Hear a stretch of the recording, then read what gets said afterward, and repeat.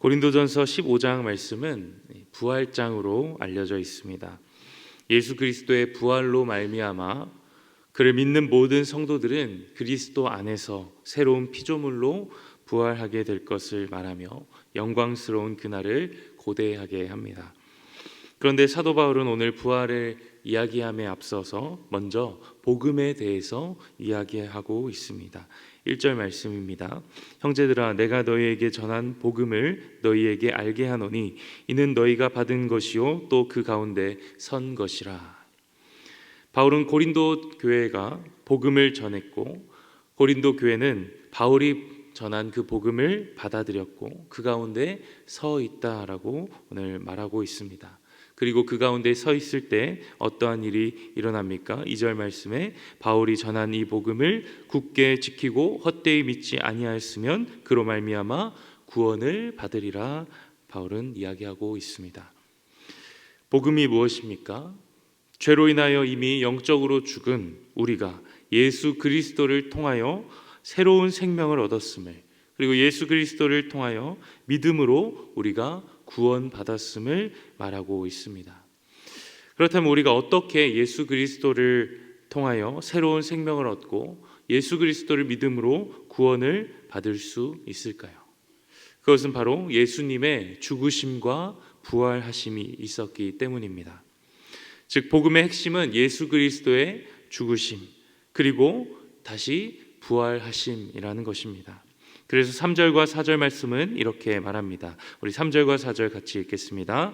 내가 받은 것을 먼저 너희에게 전하였노니 이는 성경대로 그리스도께서 우리 죄를 위하여 죽으시고 장사 지낸 바 되셨다가 성경대로 사흘 만에 다시 살아나사. 아멘. 예수님께서 우리 죄를 대신하여 죽으시고 또 우리의 모든 죄의 문제를 해결해 주셨다라는 것입니다. 우리가 해결할 수 없는, 결코 죽을 수밖에 없는 우리를 예수님께서 대신하여 십자가에서 죽으셨다라는 것이죠.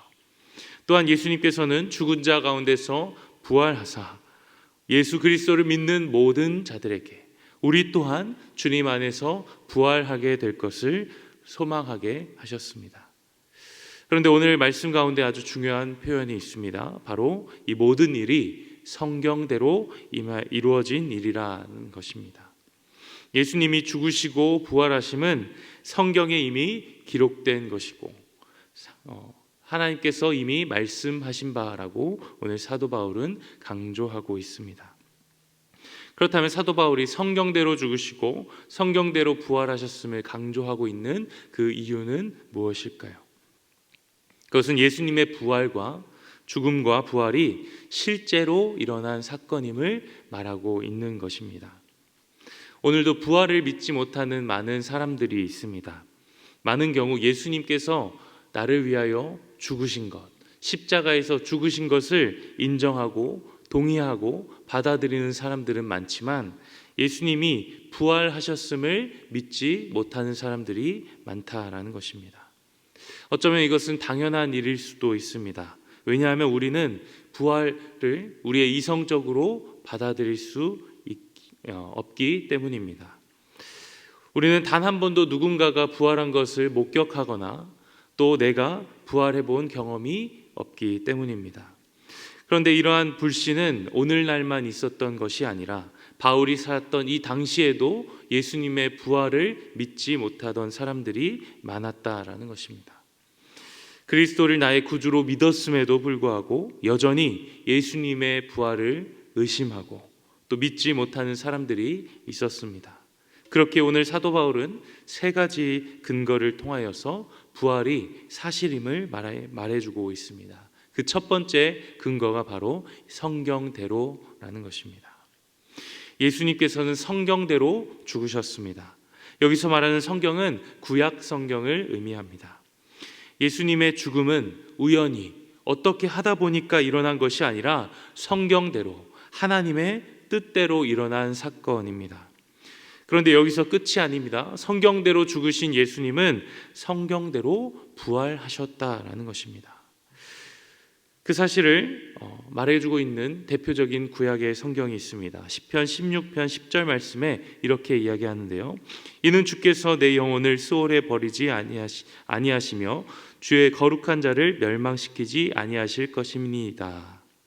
이 구절은 베드로와 바울이 직접적으로 인용한 대표적인 부활의 구절입니다.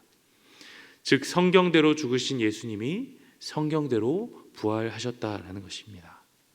나는 부활 자체를 믿지 못하겠어 라고 말하는 사람에게 부활을 너의 이성적으로 받아들이지 못하겠다라면 성경의 말씀, 하나님의 말씀으로 믿으라 라는 것입니다. 예수 그리스도께서 성경대로 우리의 죄를 위하여 죽으신 것과 같이 부활 또한 성경에 기록된 하나님의 역사라는 것입니다. 우리 그리스도인들에게 가장 높은 권위는 성경, 하나님의 말씀입니다. 나의 생각도 아니고 나의 경험도 아니고 다른 사람들의 조언도 아니고 다른 사람들의 간증도 아니라 오직 하나님의 말씀만이 우리의 근거가 되어야 할 줄로 믿습니다. 그 성경에는 뭐라 말합니까? 오늘도 하나님께서 우리와 함께 하시며 우리에게 약속하시는 하나님의 말씀들이 가득 담겨 있습니다. 오늘도 우리를 다스리시며 우리와 함께 하시는 하나님의 말씀을 믿으며 담대히 오늘도 살아가시는 모든 성도님들 되기를 간절히 소망합니다.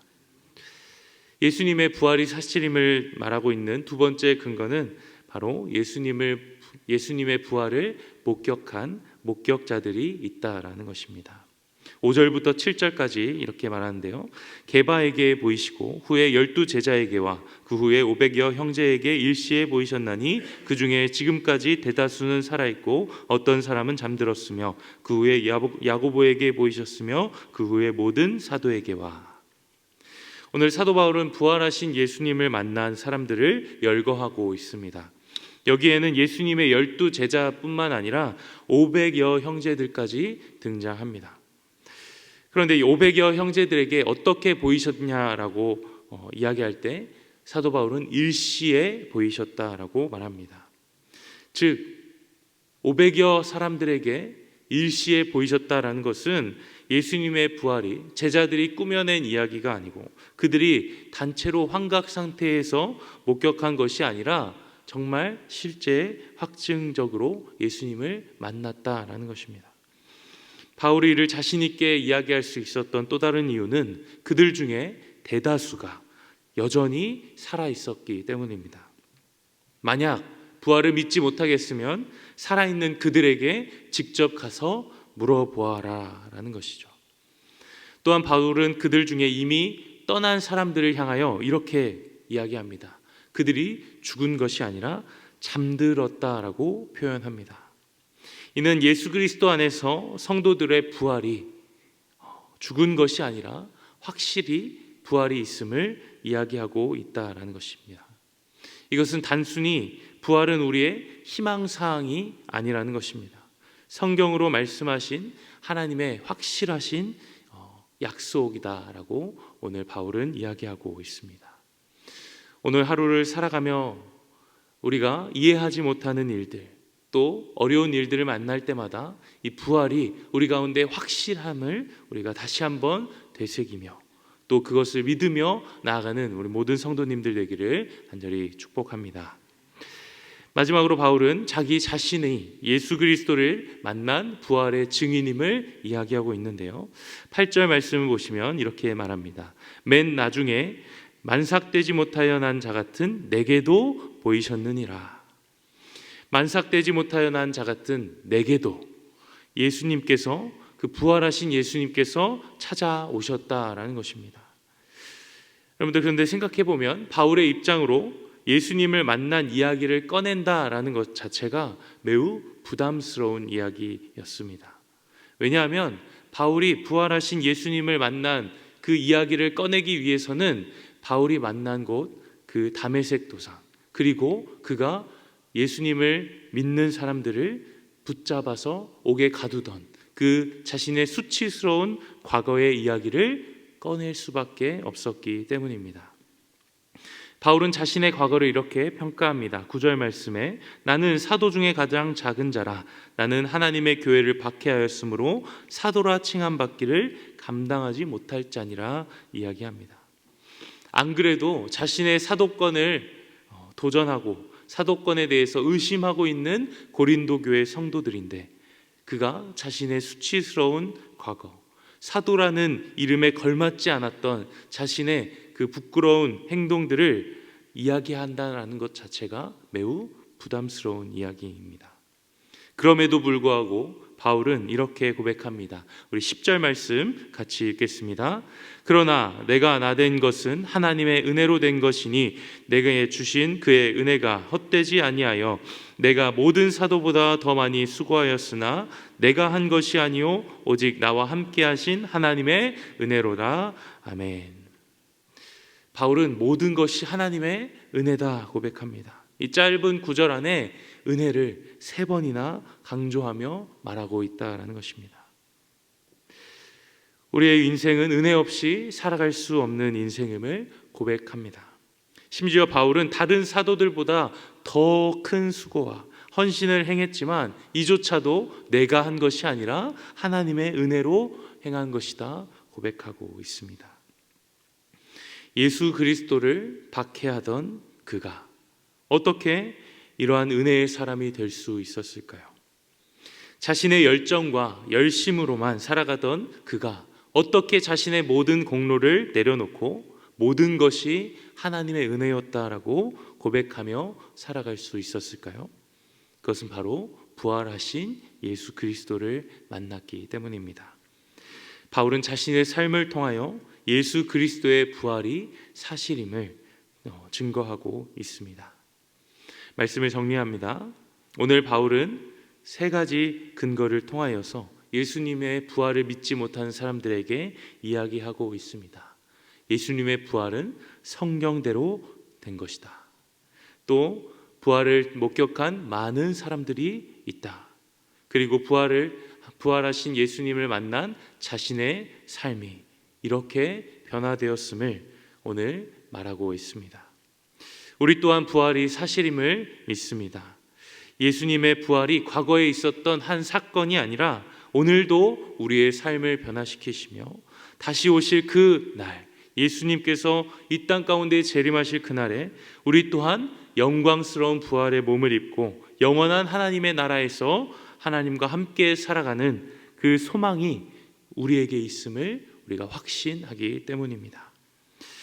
오늘도 우리를 위하여 죽으시고 부활하신 예수 그리스도를 의지하며 끝날까지 우리를 지키시고 보호하시겠다라고 말씀하신 하나님의 그 약속의 말씀을 믿으며 부활의 소망을 품고 담대히 살아가시는 우리 모든 성도님들 되기를 간절히 소망합니다. 하나님 아버지, 우리의 죄를 사하기 위하여 십자가에서 죽으신 예수님의 사랑에 감사합니다. 또한 부활하사 모든 믿는 자의 소망이 되심에 감사합니다. 예수 그리스도의 부활을 믿으며 성경대로 살아가는 우리의 삶이 되게 하여 주시옵소서. 부활의 소망을 품고 이 땅에서의 삶이 전부가 아니라 비교할 수 없는 영광스러운 그날을 기대하며 살아가는 우리의 삶이 되게 하여 주시옵소서. 예수님의 이름으로 기도합니다. 아멘.